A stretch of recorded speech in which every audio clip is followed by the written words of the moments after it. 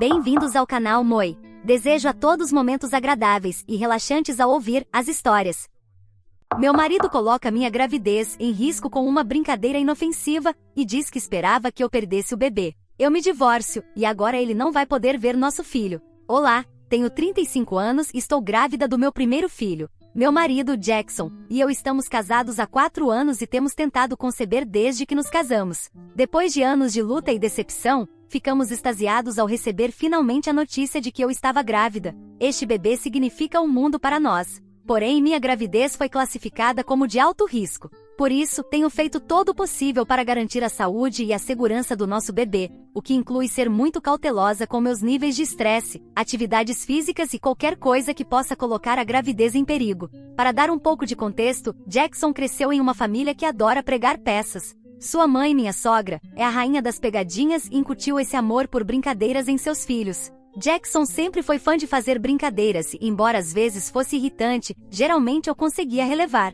Porém, para ser honesta, isso foi motivo de muitas discussões entre nós, especialmente quando ele fazia brincadeiras com meus familiares e amigos. Mesmo assim, era algo que eu conseguia lidar e no mesmo dia, nós nos reconciliávamos. Contudo, depois de descobrir que minha gravidez era de alto risco, sentei com Jackson e expliquei o quanto era importante para mim evitar o estresse. Disse explicitamente que não queria que ele fizesse brincadeiras comigo enquanto eu estivesse grávida. Enfatizei que mesmo brincadeiras pequenas e aparentemente inofensivas poderiam causar ansiedade desnecessária, algo que eu precisava evitar pelo bem do bebê. Jackson pareceu entender e até prometeu respeitar meus limites. Nos últimos meses, ele cumpriu essa promessa, até alguns dias atrás. Tudo começou como um dia normal. Eu estava relaxando na sala quando, de repente, ouvi Jackson gritar da cozinha: "Fogo! Fogo! O fogão está pegando fogo!" Meu coração imediatamente começou a acelerar. Levantei em pânico e corri para a cozinha o mais rápido que pude. Em poucos segundos, 1000 pensamentos passaram pela minha cabeça. O fogo estava se espalhando, a casa ia pegar fogo. Eu estava inalando fumaça que poderia prejudicar o bebê. Quando cheguei à cozinha, não havia fogo. Em vez disso, Jackson estava parado com um fósforo aceso e um grande sorriso no rosto, fingindo abanar uma chama imaginária. Ele começou a rir e disse: "Relaxa, Ana, era uma brincadeira." Bem, não achei graça nenhuma. Fiquei ali parada, tentando processar o que havia acontecido, e então comecei a chorar, soluçando descontroladamente. Senti uma mistura de raiva e traição. Eu havia sido tão clara com Jackson sobre meus limites e as razões por trás deles, e ele os ignorou descaradamente. Entre lágrimas, disse que o que ele tinha feito era cruel e que ele havia cruzado uma linha muito importante. Quer saber qual foi a resposta de Jackson? "Você está exagerando, era só uma brincadeira. Precisa relaxar. Depois de tanto tempo tentando ter um bebê, você pensaria que ele pensaria 2 vezes antes de me causar esse estresse. Quero dizer, poderíamos perder nosso bebê a qualquer momento ou até mesmo eu." Parecia que ele não se importava. Me tranquei no nosso quarto depois disso e não saí por horas. Jackson tentou se desculpar, mas suas desculpas pareciam pouco sinceras.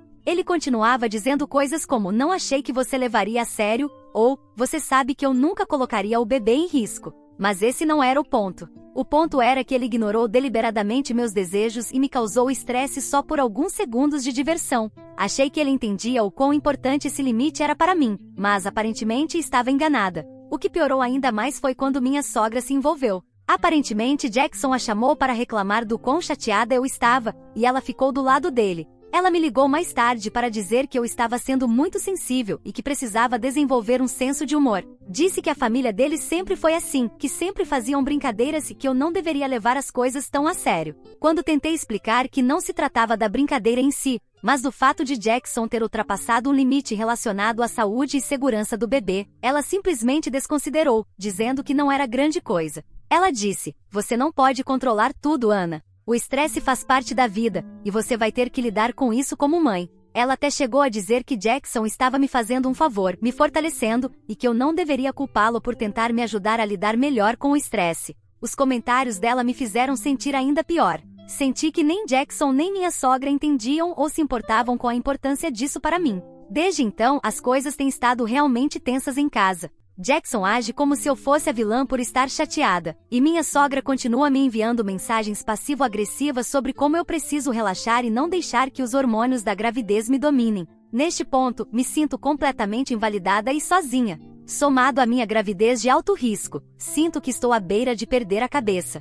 Para ser honesta, tentei explicar a Jackson por que isso me incomoda tanto, mas ele continua insistindo que estou exagerando. Ele até disse: é assim que minha família é, você tem que se acostumar. Quando o bebê chegar, ele também vai aprender a fazer brincadeiras divertidas. Mas não acho que isso seja justo. Não estou pedindo que ele mude sua personalidade nem que pare de fazer brincadeiras para sempre. Só estou pedindo que ele pare enquanto estou grávida, especialmente considerando os riscos envolvidos. Quero dizer, é tão difícil assim? O que mais dói é que isso não se trata apenas da brincadeira, mas da confiança. Confiei que Jackson respeitaria meus desejos e priorizaria minha saúde e a segurança do bebê, e ele me decepcionou. Em vez de admitir que cometeu um erro e consertar as coisas, ele age como se a brincadeira não fosse nada e tenta me fazer sentir como se eu fosse o problema por não achar graça. Então, aqui estou eu no Reddit, perguntando se estou exagerando, como ele e minha sogra continuam dizendo. Sei que essa brincadeira não causou danos físicos a mim nem ao bebê, mas poderia ter causado.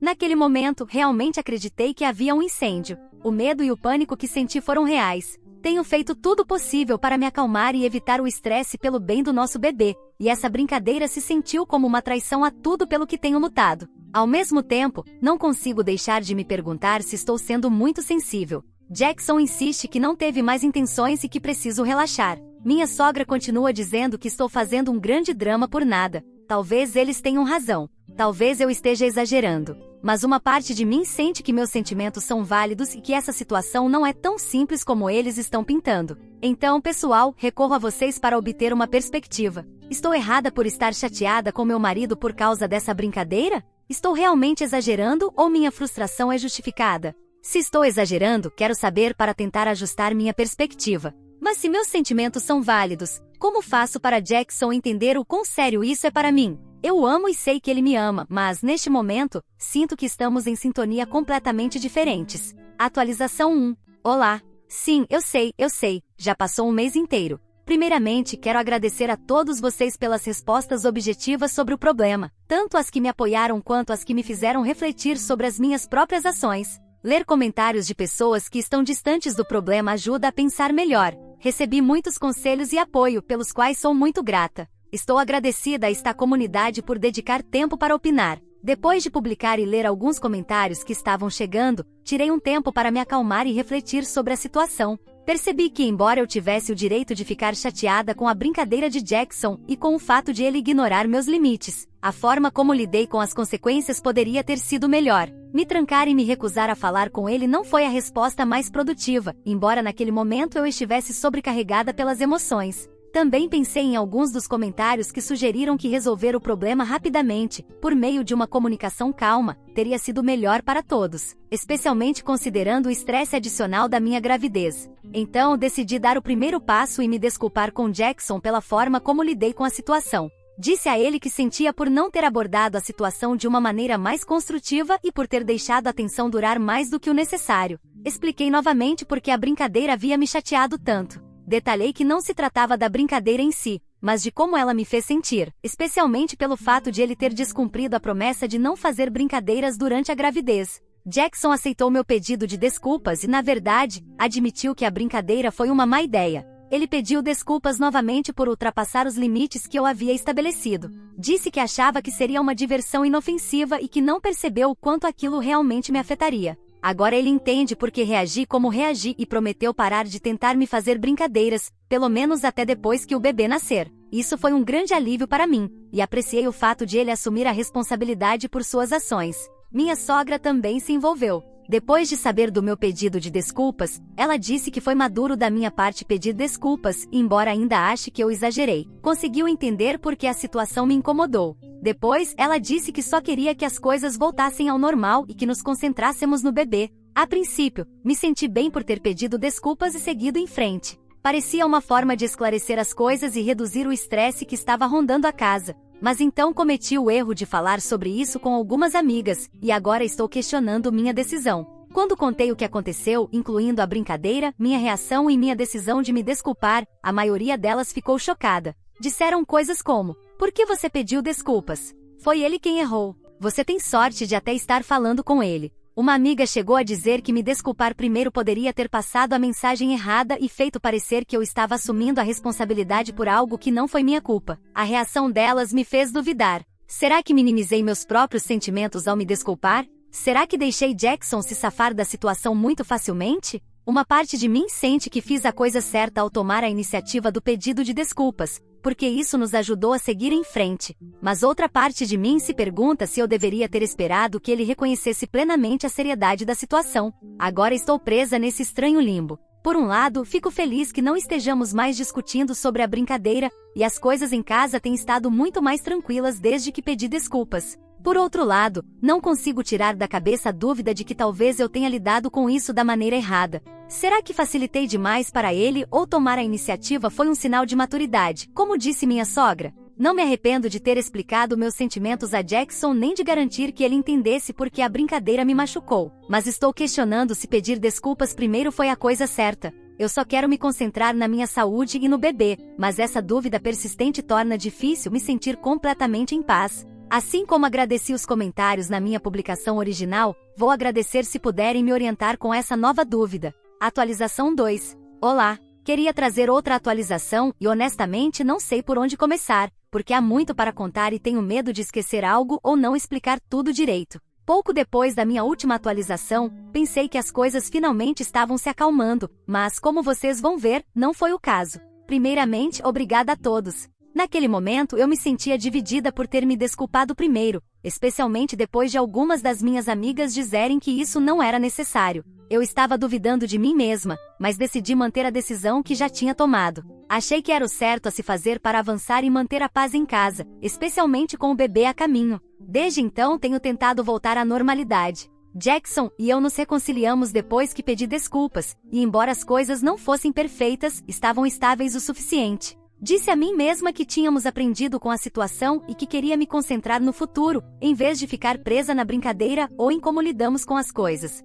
Infelizmente, esta última semana destruiu completamente essa sensação de estabilidade. Há alguns dias, os irmãos de Jackson vieram nos visitar. Eles vão ficar conosco por uma semana, e eu realmente estava ansiosa para passar um tempo com eles. Achei que seria uma boa oportunidade para reconstruir algo de positividade e fortalecer os laços antes da chegada do bebê. Mas agora me sinto como se as pessoas em quem confiei tivessem me traído. Aqui está o que aconteceu. Saí rapidamente para fazer umas compras para o jantar. Quando voltei, entrei silenciosamente em casa e ouvi Jackson e seus irmãos conversando na sala. Eles não perceberam que eu tinha chegado, então fiquei parada por um momento, porque não queria interromper. Foi então que ouvi a conversa que partiu meu coração. Um dos irmãos de Jackson, vamos chamá-lo de esse, estava rindo e disse algo como: "Cara, Ana é tão sensível. Não sei como você aguenta." Outro irmão interveio brincando e perguntando: "Por que você se casou com ela?" Poderia ter encontrado alguém que não se irritasse com qualquer coisa. Eu não podia acreditar no que estava ouvindo.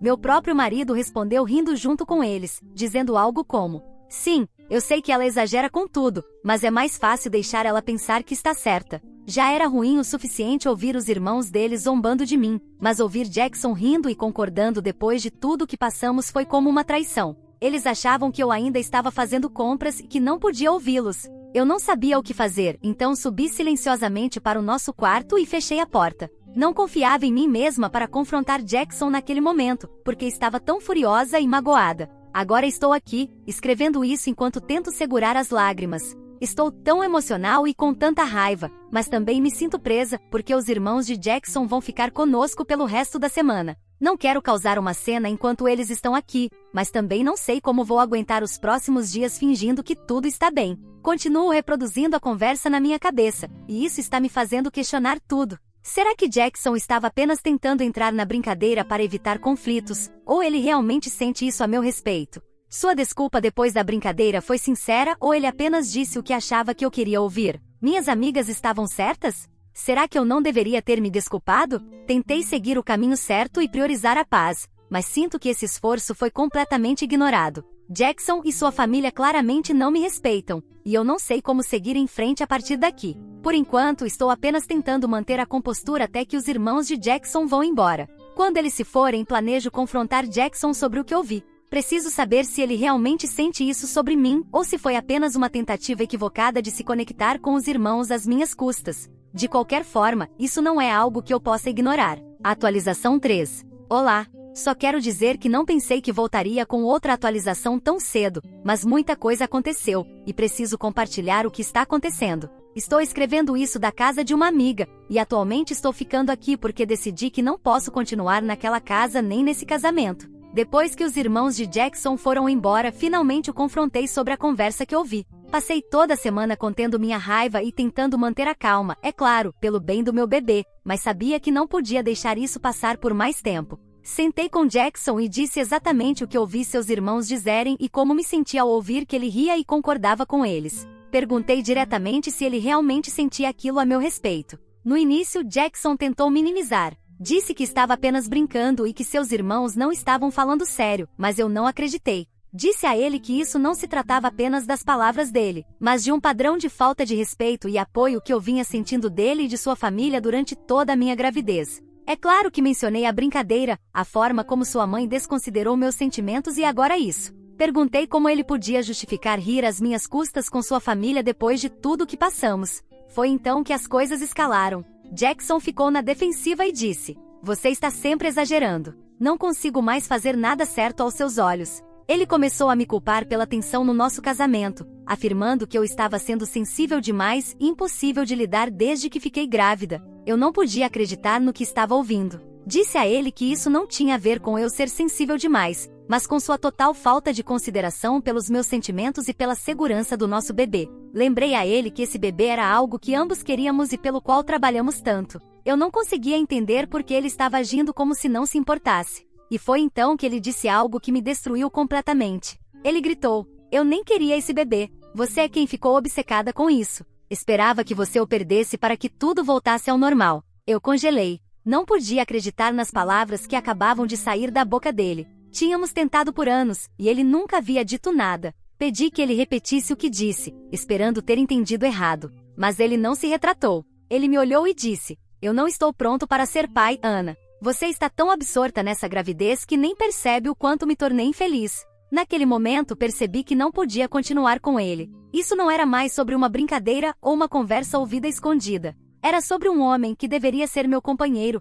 revelando que não se importava nem comigo nem com nosso filho. Não disse mais uma palavra. Fiz uma mala, liguei para uma amiga e fui embora. Agora estou ficando com minha amiga, que tem sido incrivelmente solidária. Também entrei em contato com minha família e minha tia, que tem alguma experiência jurídica, já me colocou em contato com uma excelente advogada de divórcios. Não disse a Jackson onde estou e não pretendo voltar para aquela casa. Tive o suficiente de sua falta de respeito, do comportamento tóxico de sua família e de sua completa indiferença comigo e com nosso bebê. Estou devastada, com raiva e sinceramente em choque. Durante todo esse tempo, ele nunca disse que não queria ser pai. Pelo contrário, ele já havia dito inúmeras vezes que queria. Mas para ele, não poder fazer algumas brincadeiras durante a gravidez foi suficiente para se sentir miserável. Não sei se a brincadeira foi realmente apenas uma brincadeira ou se ele realmente esperava que eu perdesse o bebê. Mas agora sei que mereço algo melhor. Atualizarei quando puder. Atualização 4. Olá!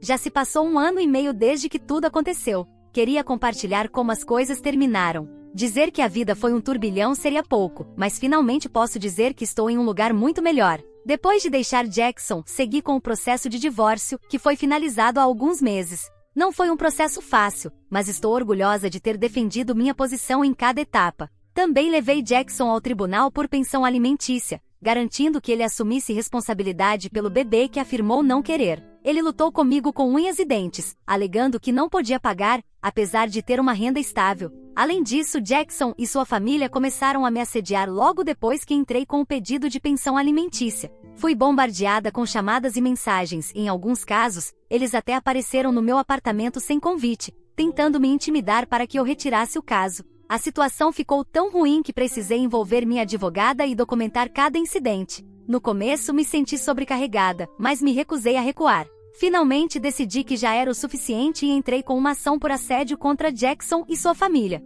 Entre as mensagens, as visitas indesejadas e até algumas ameaças, havia evidências suficientes para montar um caso sólido. Foi um processo estressante e que durou meses, mas eu estava decidida. No final, venci. Agora, Jackson está legalmente obrigado a pagar pensão alimentícia, e ele e sua família foram multados significativamente pelo assédio. Também obtive ordens de restrição contra sua família, o que significa que eles não podem mais me contatar nem se aproximar de mim. Foi uma jornada longa e dolorosa, mas finalmente me sinto livre. Meu bebê, que agora tem 1 ano e está saudável e feliz, é minha maior bênção. Agora, tudo o que importa para mim é o meu filho. Deixei para trás as brincadeiras idiotas, a manipulação e tudo o que envolvia estar casada com um homem como Jackson. Jackson renunciou aos seus direitos como pai, então ele não terá responsabilidade legal pelo meu filho. Isso evitou muitas complicações legais, já que eu estava pronta para pedir a custódia completa. Mesmo assim, essa renúncia não isenta da responsabilidade de pagar pensão alimentícia.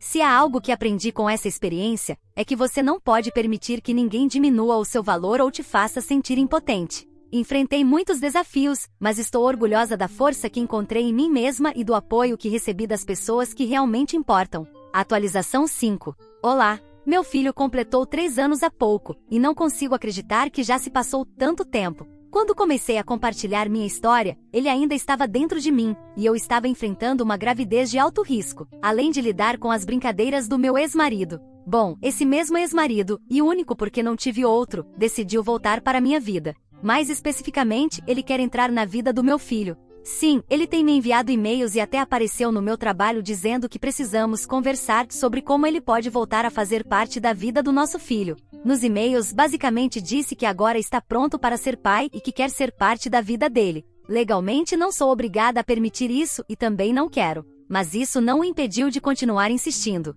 Ele me disse para pensar bem, porque uma criança não deveria crescer sem um pai. Mas acho que ele não pensou bem quando fez uma brincadeira sabendo que eu tinha uma gravidez de alto risco. Tampouco pensou nisso quando decidiu abrir mão de seus direitos parentais. Agora, anos depois, ele quer voltar como se nada tivesse acontecido para ser um pai. Alguém deveria dizer a ele que as coisas não funcionam assim. Alguém que consiga convencê-lo, porque eu já disse isso e ele parece não entender. Você não pode decidir que quer ter um filho, engravidar sua esposa e depois decidir que não está preparado. Isso é um ato de irresponsabilidade, o que o torna inadequado para ser pai. Nada impede que se ele conhecer meu filho amanhã ou depois, acorde novamente e perceba que não está preparado para ser pai. O que eu diria ao meu filho? Que seu pai não o quer mais. Por isso, disse a ele que não. Quando meu filho crescer, contarei sobre seu pai, e se ele decidir conhecê-lo, será uma escolha dele. Especialmente porque a essa altura, ele será adulto e capaz de tomar suas próprias decisões. Mas por enquanto não vou permitir que ele se aproxime.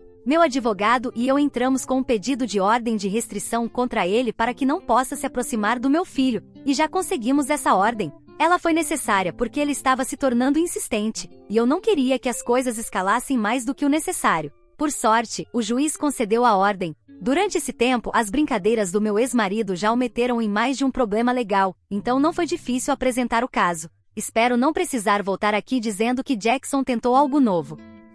O que você achou dessa história? Fique à vontade para deixar seu comentário para que o Moi saiba. Agora, vamos juntos para a próxima história. História 2. Meus pais me culparam quando descobriram que minha noiva estava traindo com meu irmão dourado. Olá! Depois de 42 anos sendo sempre o filho decepcionante da família, apesar de ter uma carreira de sucesso como professor pesquisador em uma universidade prestigiada, hoje, após décadas de silêncio, preciso compartilhar minha história. Meu irmão mais novo, Alex, de 38 anos, sempre foi o filho favorito desde que éramos crianças, e o favoritismo descarado dos meus pais finalmente atingiu o ponto de ruptura que destruiu completamente a dinâmica da nossa família. Minhas primeiras memórias são tingidas com o sutil golpe da comparação. Lembro-me de estar no meu quarto aos 8 anos de idade, lendo avidamente meus livros de ciência, enquanto a voz do meu pai ecoava do andar de baixo. Por que você não pode ser mais extrovertido como seu irmão? Alex tinha apenas 6 anos na época, mas já tinha nossos pais nas mãos, entretendo os amigos deles com suas performances teatrais na sala de estar. Enquanto eu estava fascinado pela mecânica de como as coisas funcionavam, passando horas desmontando relógios antigos e remontando-os, Alex fazia shows e recebia toda a atenção. O padrão foi estabelecido cedo. No meu aniversário de 10 anos, pedi um kit de química. Em vez disso, recebi alguns romances de segunda mão, porque livros são mais práticos. 2 meses depois, Alex mencionou querer tentar jogar futebol. E, de repente, nossos pais encontraram espaço no orçamento para aulas particulares, com chuteiras novas e camisetas personalizadas. Quando pedi para entrar no clube de ciências da escola no mesmo ano, meu pai suspirou sobre despesas e sugeriu que eu focasse em fazer amigos. Meu avô Martim foi meu único aliado na família durante aqueles primeiros anos. Ele morava a alguns quarteirões de distância, e sua casa tornou-se meu santuário. Enquanto meus pais levavam Alex para partidas de futebol e oficinas de teatro, eu passava os fins de semana com o vovô Martim. Ele tinha sido professor de ciências no ensino médio antes de se aposentar e nutria minha curiosidade de maneiras que meus pais nunca fizeram. Sua mente é um presente, ele dizia, enquanto me ajudava a conduzir experimentos simples em sua garagem ou me ensinava sobre as constelações no quintal. A disparidade no nosso tratamento tornou-se gritante durante a adolescência. Quando eu tinha 14 anos, ganhei a Feira Estadual de Ciências com um projeto sobre energia renovável. Meus pais nem compareceram à cerimônia, alegando que precisavam levar a Alex a uma audição importante. No mesmo ano, Alex conseguiu um pequeno papel em uma produção teatral local, e nossos pais organizaram uma festa elaborada, convidaram toda a família extensa e até contrataram um fotógrafo. O ensino médio foi uma névoa de conquistas acadêmicas que passaram despercebidas em casa. Eu era editor do jornal da escola, presidente do clube de ciências e mantinha uma média perfeita de 4,0. Enquanto isso, Alex namorava a líder de torcida e estrelava nas peças da escola. Cada conversa durante o jantar girava em torno da vida social e das atividades teatrais dele. Minhas conquistas acadêmicas eram recebidas com acenos de cabeça superficiais, se é que eram mencionadas. Quando as cartas de aceitação da faculdade chegaram, eu havia garantido uma bolsa integral para estudar bioquímica em uma universidade prestigiada. Em vez de orgulho, a resposta do meu pai foi: pelo menos não teremos que nos preocupar com sua mensalidade. 4 anos depois, quando Alex decidiu que queria frequentar uma universidade particular cara de artes cênicas, nossos pais venderam a casa de férias para financiar a educação dele. Alex tem tanto potencial, disseram. Não podemos deixar o talento dele ser desperdiçado. Durante os anos da faculdade, mergulhei nos estudos, encontrando consolo no laboratório, onde minha dedicação e inteligência finalmente foram reconhecidas e valorizadas. Meus professores tornaram-se os mentores que eu sempre desejei, incentivando minha pesquisa e apoiando meus objetivos acadêmicos. Graduei-me com louvor e fui aceito em um programa de doutorado de primeira linha com financiamento completo. Meus pais compareceram à minha formatura, mas foram embora cedo porque Alex tinha um teste para um comercial. Ao longo dos meus 20 e 30 anos, construí minha carreira de forma metódica e bem-sucedida. Publiquei extensivamente, garanti financiamentos significativos para a pesquisa e conquistei a estabilidade acadêmica aos 40 anos, um feito raro na academia. Ainda assim, em cada reunião de família, a conversa inevitavelmente girava em torno do último papel de Alex ou do casamento dele com Raquel, uma desenvolvedora imobiliária bem-sucedida. Meus avanços em biologia molecular eram reduzidos a Eric ainda está fazendo as coisas de ciência dele. Achei que finalmente havia encontrado a minha felicidade quando conheci Diana, uma colega pesquisadora do meu departamento. Ela parecia me entender, compartilhando minha paixão pela descoberta científica. Colaboramos em vários artigos, e nosso relacionamento cresceu naturalmente a partir de nossos interesses compartilhados. Quando ela propôs casamento no ano passado, pensei que finalmente teria algo que minha família celebraria, um marco tradicional que eles poderiam entender e apreciar. Mas na semana passada, tudo desmoronou da maneira mais devastadora possível. Eu tinha ficado até tarde no laboratório, finalizando alguns dados para nosso último artigo.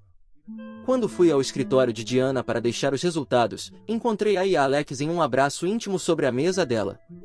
Meu irmão casado estava tendo um caso com minha noiva. A traição foi devastadora, mas o que aconteceu em seguida foi ainda pior. Quando contei aos meus pais, a preocupação imediata deles foi com Alex. Por favor, não conte a Raquel, implorou minha mãe. Pense no casamento do seu irmão.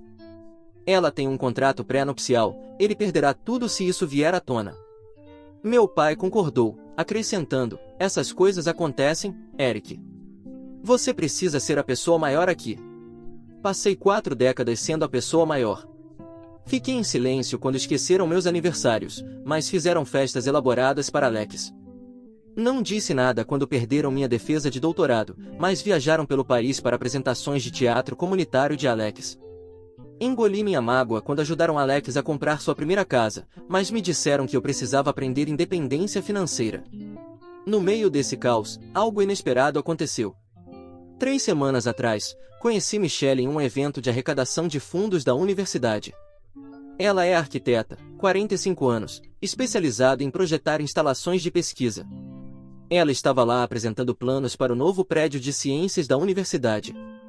Ao contrário de Diana, que muitas vezes competia comigo intelectualmente, Michelle ouve com interesse genuíno quando falo sobre meu trabalho. Ela faz perguntas perspicazes e compartilha seu próprio processo criativo de projetar espaços que facilitam a descoberta científica. Meu avô Martin notou a mudança no meu tom de voz quando liguei para ele na semana passada para falar sobre Michelle. Você parece mais leve, filho, disse ele. Conte-me sobre essa arquiteta sua. Por 2 horas, falamos sobre tudo, como os olhos de Michelle brilham quando ela fala sobre a interseção de arte e ciência em seus projetos, como ela me convidou para criticar seus esboços preliminares para a nova ala de pesquisa, como ela se lembrou de cada detalhe do meu trabalho quando nos encontramos novamente para um café. O contraste entre a reação da minha família a Michelle e o tratamento que deram a Diana é gritante. Quando mencionava Diana em reuniões de família, eles imediatamente mudavam a conversa para as últimas conquistas de Alex. Mas quando mencionei Michelle brevemente para meu tio Louis em um jantar recente, meus pais realmente pausaram seu elogio habitual à carreira de Alex para ouvir.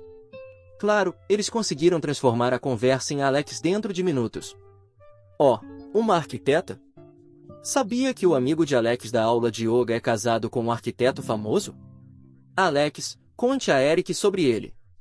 A ironia da minha situação atual não me escapa. Passei décadas me destacando na minha área, ganhando reconhecimentos que meus pais mal reconhecem.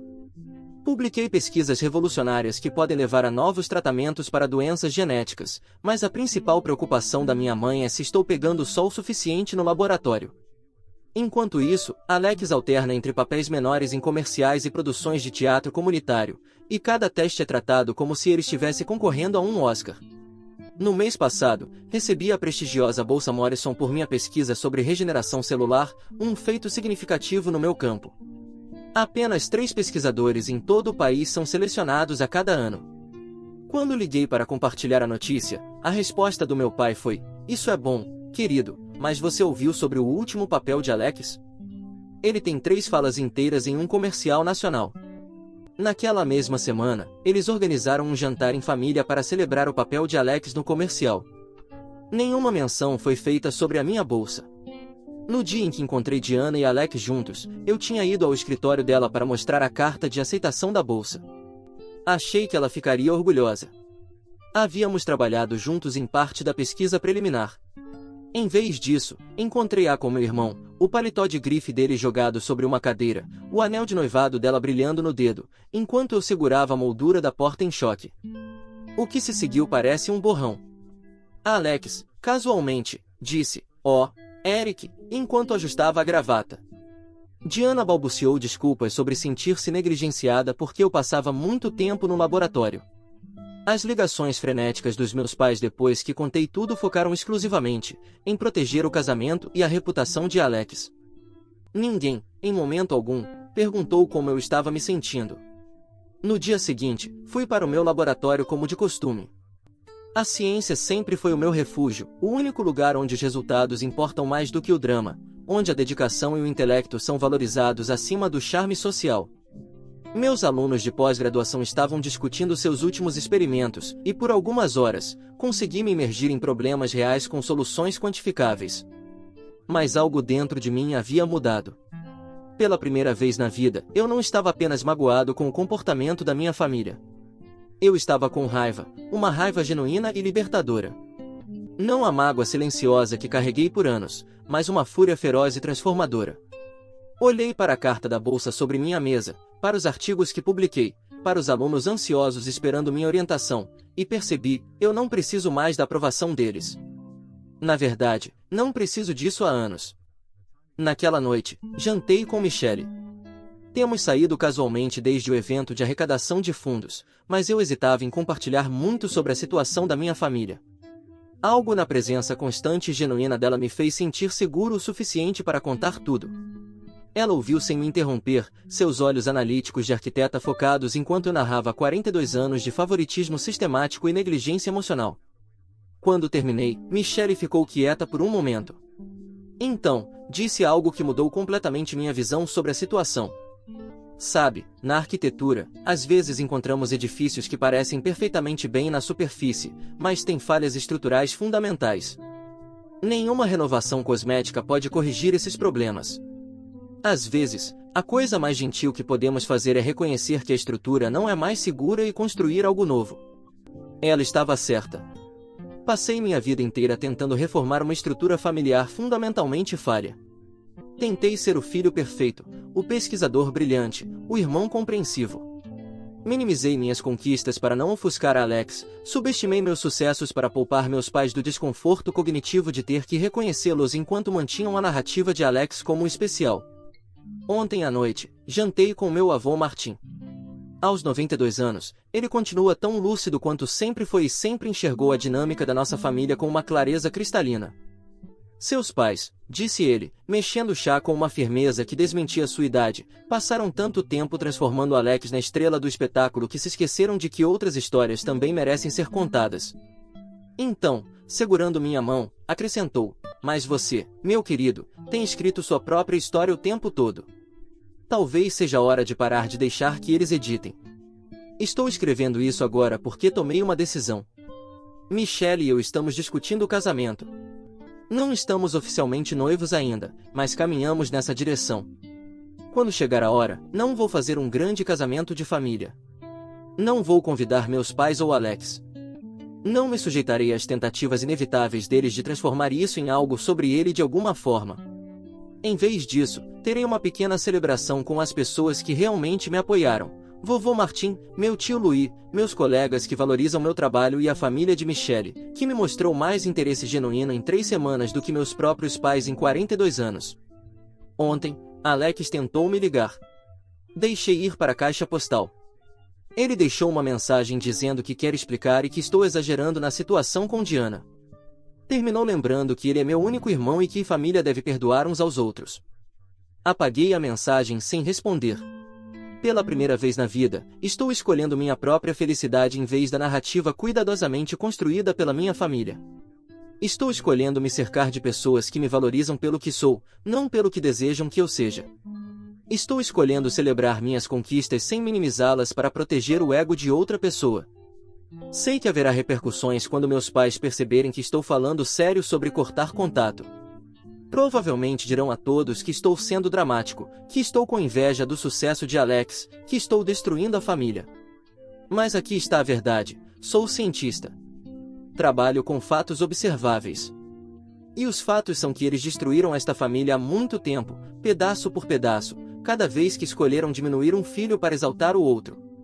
Então, aqui estou eu, aos 42 anos, finalmente pronto para conduzir o experimento mais importante da minha vida, descobrir quem eu posso ser sem o peso das expectativas e decepções deles.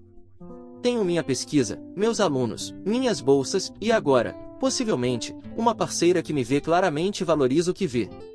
Talvez isso seja mais do que suficiente. Talvez isso seja tudo. Atualização 1. Olá! Faz 3 meses desde minha última postagem, e muita coisa aconteceu. Primeiro, as boas notícias. Michelle e eu estamos oficialmente noivos. Ela propôs na semana passada, durante uma noite tranquila na casa dela. Estávamos revisando os planos finais para o novo centro de pesquisa, e ela havia escondido o anel em um tubo de projetos. Foi perfeito, atencioso, discreto e totalmente a nossa cara. Para entender o quanto eu avancei, deixe-me voltar um pouco. Depois do desastre com Diana e Alex, mergulhei no projeto do novo centro de pesquisa.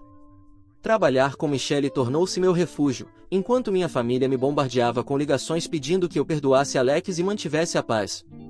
Michelle e eu passamos longas horas discutindo como projetar os melhores espaços laboratoriais possíveis. O noivado em si foi um contraste tão grande com minha experiência com Diana. Com Diana, tudo era uma competição. Quem tinha mais publicações, quem fazia a pesquisa mais inovadora. Ela propôs durante uma reunião do departamento, transformando tudo em um espetáculo público. Michelle, por outro lado, tornou um momento íntimo e significativo. Agora, as notícias não tão boas, a reação dos meus pais. A notícia chegou até eles por meio do meu tio Louis, que ficou genuinamente feliz por nós. Em questão de horas, meu telefone estava cheio de mensagens. A primeira resposta do meu pai não foi o parabéns, mas sim, por que você não nos contou que estava com alguém sério? Alex poderia ter apresentado você aos amigos da esposa arquiteta dele, para comparação. Depois disso, veio a enxurrada de manipulações emocionais. Somos seus pais, deveríamos ter sido os primeiros a saber. Nunca importou o fato de que eles não haviam perguntado nada sobre minha vida nos 3 meses desde o incidente com Diana. Eles estavam ocupados demais ajudando Alex a lidar com o estresse de possivelmente ser descoberto tendo mais um caso. O verdadeiro drama começou quando perceberam que eu estava sério sobre ter um casamento pequeno. Meu pai me ligou chorando, dizendo que eu estava privando Alex do papel de padrinho e quebrando a tradição familiar. Quando lembrei que Alex nem estava convidado, ele ficou em silêncio por 1 minuto inteiro antes de começar uma lição de moral sobre perdão e laços familiares. Falando em Alex, o casamento dele está mostrando rachaduras. Raquel tem estado distante desde que Diana, minha ex-noiva, começou a trabalhar no centro de fitness da empresa dela como personal trainer. Sim, você leu certo. Diana deixou a academia para se tornar treinadora. Aparentemente, ela e Alex têm se encontrado na academia. Raquel ainda não sabe, mas as pessoas estão comentando. Alex tem me ligado diariamente, deixando mensagens sobre como ele precisa do irmão mais velho neste momento difícil. Apesar de todo esse caos, meu trabalho de pesquisa tem prosperado.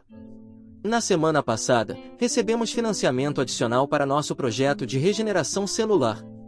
O comitê de financiamento citou especificamente o design inovador do laboratório que Michelle e eu desenvolvemos juntos como um fator na decisão. A mãe de Michelle, uma juíza aposentada, entende a complexidade da situação.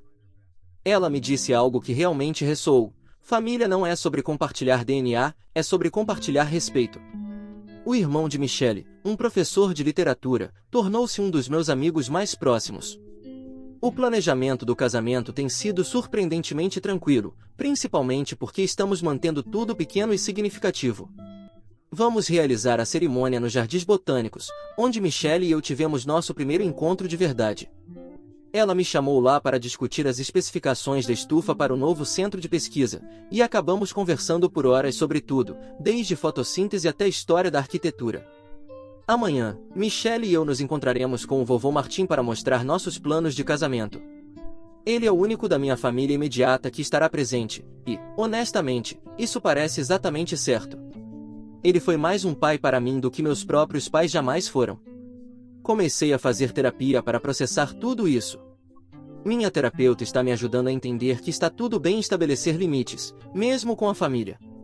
Michelle me acompanha em algumas sessões, e os insights dela como arquiteta frequentemente trazem perspectivas interessantes. Limites emocionais, disse ela na última sessão, são como paredes de sustentação. Não servem para manter as pessoas de fora, mas para manter a integridade estrutural. Vou atualizar novamente quando definirmos uma data fixa para o casamento. Por enquanto, estou focado na minha pesquisa, na minha futura esposa e em finalmente me colocar em primeiro lugar. Pela primeira vez na minha vida, sinto-me verdadeiramente visto e valorizado, não por ser irmão ou filho de alguém, mas por ser exatamente quem eu sou. Atualização 2. Olá! Faz 2 meses desde minha última atualização, e eu gostaria de poder dizer que as coisas melhoraram com minha família. O casamento será em 3 semanas, e o que deveria ser um momento alegre de preparação se transformou em mais um drama familiar, cortesia dos meus pais e Alex. Planejamos tudo cuidadosamente, uma pequena cerimônia nos Jardins Botânicos, seguida de uma recepção íntima. A lista de convidados foi seletiva: meu avô Martim, alguns parentes próximos que sempre me apoiaram, meus colegas e a família de Michelle. Fui explícito com meus pais, Alex não foi convidado. Ontem, descobri que meus pais não apenas contaram a Alex sobre os detalhes do casamento, como também o incentivaram a vir. Meu tio Louis me ligou para me alertar depois de ouvir Alex se gabando sobre a surpresa que estava planejando para o meu casamento. Aparentemente, ele já comprou um terno que, nas palavras dele, vai mostrar a todos como uma verdadeira estrela se parece. A parte mais revoltante? Quando confrontei meus pais, eles agiram como se estivessem me fazendo um favor. Não podíamos deixar você cometer o erro de excluir seu único irmão, disse meu pai. Ele preparou um discurso lindo sobre perdão fraternal. Vai tornar o casamento muito mais significativo. Tive que explicar novamente que alguém que dormiu com minha ex-noiva não tem o direito de fazer discursos sobre perdão no meu casamento. A resposta deles? Mas ele está passando por um momento tão difícil com Raquel. Ela tem sido tão fria com ele ultimamente, e ele precisa do apoio da família. Michelle tem sido incrivelmente solidária em meio a tudo isso. Quando contei a ela sobre a planejada intrusão de Alex, ela imediatamente entrou em contato com o local do casamento para organizar segurança adicional. Suas palavras exatas foram: "A única performance dramática no nosso casamento será a dos nossos votos." A ironia não me escapa de que o casamento de Alex com Raquel está desmoronando justo quando estou prestes a começar minha nova vida com Michelle. Raquel finalmente começou a fazer perguntas sobre as frequentes idas de Alex à academia com Diana. Segundo meu tio Louis, tem ocorrido algumas discussões acaloradas na casa deles. E, de alguma forma, aos olhos dos meus pais, isso torna Alex a vítima que precisa de apoio, e não o arquiteto da própria destruição. Falando em Diana, ela tem sido vista com Alex em vários lugares pela cidade, não apenas na academia. Um colega meu os viu almoçando em um café perto da universidade, parecendo bem íntimos. Quando mencionei isso ao meu pai, esperando que ele finalmente visse o padrão, ele descartou como Alex sendo um amigo solidário para alguém passando por uma mudança de carreira. Na semana passada, meus pais tentaram uma nova abordagem. Minha mãe apareceu no meu laboratório sem avisar, algo que ela nunca fez em toda a minha carreira acadêmica. Ela tentou me convencer de que excluir Alex criaria uma ruptura que nunca poderia ser curada. Olhei para ela, parada ali, essa mulher que nunca demonstrou interesse no meu trabalho, e disse: "A ruptura foi criada quando vocês consistentemente o escolheram em vez de mim. Ela se aprofundou quando vocês minimizaram sua traição à minha confiança." O vovô Martim, abençoado seja, se ofereceu para ajudar no dia do casamento. Aos 92 anos, ele ainda é incrivelmente lúcido e não tem paciência para tolices. "Não se preocupe com Alex", ele me disse. "Estarei na entrada." Ele não ousaria tentar passar por mim. Contratei segurança adicional para o casamento, embora isso parta meu coração, ter que proteger meu próprio casamento da intrusão do meu irmão. O local do evento recebeu fotos de Alex e instruções rígidas para não deixá-lo entrar. O irmão de Michelle, que trabalha com segurança privada, também arranjou para que alguns colegas estivessem presentes, disfarçados de convidados. Meu laboratório de pesquisa tornou-se meu santuário durante todo esse caos. A precisão do trabalho científico, a clareza da análise de dados, é um contraste bem-vindo à manipulação emocional que estou enfrentando em casa. Meus alunos de pós-graduação perceberam minha presença mais frequente no laboratório, mas têm sido maravilhosamente solidários. Faltam 3 semanas para o casamento. Eu deveria estar animado para me casar com a mulher maravilhosa que apoia minha carreira, entende meus limites e me ama por quem eu sou. Em vez disso, estou criando estratégias para impedir que meu próprio irmão estrague o dia do meu casamento. Vou atualizar novamente após o casamento. Quer Alex apareça ou não, vou me casar com Michelle. Não deixarei mais o drama da minha família ofuscar minha felicidade. Atualização 3. Olá. O casamento foi ontem. Gostaria de poder dizer que tudo correu bem, mas minha família conseguiu criar uma última cena dramática. Contudo, desta vez algo inesperado aconteceu. A verdade finalmente veio à tona, e as consequências foram ao mesmo tempo devastadoras e libertadoras. Apesar de todas as nossas precauções, Alex e nossos pais apareceram nos jardins botânicos. Meu pai estava chorando dramaticamente sobre como era cruel excluí-los, enquanto minha mãe tentava convencer a equipe de segurança a deixá-los entrar. Alex, como sempre, estava em sua melhor forma, vestindo um terno branco que parecia mais adequado para um evento no tapete vermelho do que para um casamento matinal no jardim. Eu estava na sala do noivo com o vovô Martim e o irmão de Michelle quando eles chegaram. Pela janela, vi a confusão na entrada. Foi então que algo dentro de mim finalmente se quebrou. Anos sendo o bom filho, ficando quieto enquanto me diminuíam, assistindo a desculpas para o comportamento de Alex, tudo chegou ao limite. Saí para a entrada, ainda com meu terno de noivo. Alex começou sua performance imediatamente. "Eric, como você pôde fazer isso comigo?" ele disse. "Sou seu irmão. Vim aqui para te apoiar, para mostrar o quanto te amo." Sua voz falhou quando ele notou o carro de Raquel estacionando. Sim, Raquel, sua esposa, que aparentemente o seguiu até lá. O que aconteceu a seguir foi como uma cena de filme. Raquel confrontou Alex sobre seu relacionamento com Diana. Ele tentou negar, mas Diana escolheu exatamente aquele momento para ligar para seu telefone, que estava no viva voz. Todos ouviram ela perguntando se ele ainda iria encontrá-la mais tarde. Então, meu pai, em vez de confrontar o comportamento de Alex, virou-se para mim e disse: "Olha o que você fez. Se você tivesse simplesmente convidado seu irmão, nada disso teria acontecido." Aquilo foi a gota d'água. "Não, pai", eu disse, com a voz surpreendentemente firme. Alex escolheu dormir com minha noiva enquanto era casado. Ele escolheu aparecer não convidado no meu casamento, vestindo branco. Ele escolheu continuar vendo Diana pelas costas de Raquel. Essas são escolhas dele, não minhas. Em seguida, virei-me para os convidados e disse: 3 anos atrás, encontrei Alex e minha então noiva, Diana, juntos no escritório dela. Quando contei aos meus pais, a única preocupação deles foi proteger o casamento de Alex, porque Raquel tem um acordo pré-nupcial. Nunca perguntaram como eu me sentia. O rosto de Raquel passou de chocado para furioso. "Um acordo pré-nupcial? É por isso que você está fingindo que está tudo bem?" ela perguntou a Alex, entre lágrimas e rímel borrado. Ele admitiu tudo. O caso com Diana havia começado antes mesmo de eu e ela ficarmos noivos. Ele a perseguiu porque estava entediado e porque não suportava que, pela primeira vez, eu tivesse algo que ele não tinha. Raquel se virou e foi embora sem dizer mais uma palavra. Alex correu atrás dela, chamando seu nome. Meus pais o seguiram, ainda mais preocupados com o casamento em ruínas de Alex do que com o dia do casamento do outro filho. Depois que eles foram embora, algo extraordinário aconteceu. Os convidados que restaram, meus colegas, a família de Michelle, o vovô Martim e os parentes que sempre enxergaram através do teatro de Alex, formaram um círculo protetor ao nosso redor. A mãe de Michelle, a juíza aposentada, deu um passo à frente e disse: "Agora, vamos ter um casamento." A cerimônia foi linda. Os jardins estavam em plena floração, e o sol da manhã criava um holofote natural através das árvores.